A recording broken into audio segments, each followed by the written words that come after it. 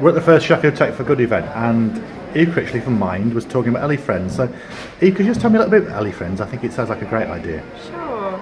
So Elefriends is Mind's online peer support community, but it's more like a social network than a forum. So if you've used things like Twitter or Facebook, you'll find it quite intuitive.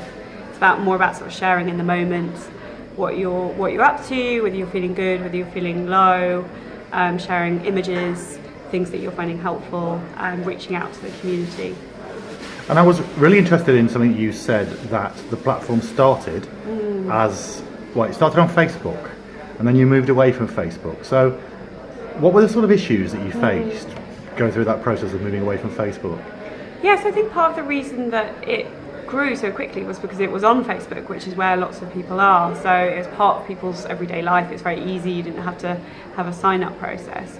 But then I think as we sort of grew, we saw people doing things like setting up a second Facebook account so that they could use Elefriends on Facebook.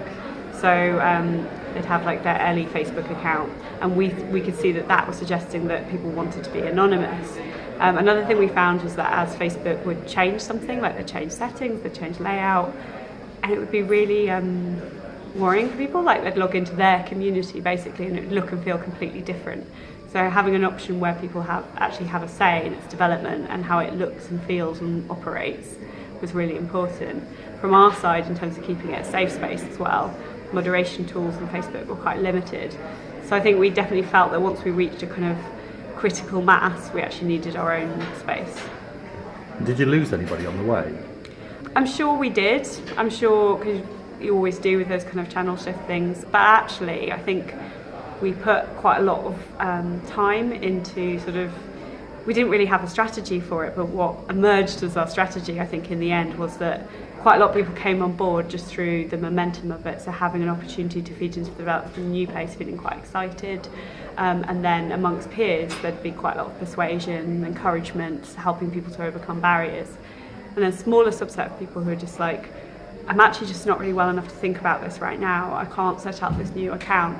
We kept both running in tandem for a little while. So initially people could just continue using it, and then we just keep up the reminders and say, what would help you to set up your new account? And basically we could just do it on a one-to-one basis by that point, because there are very few people still just on Facebook.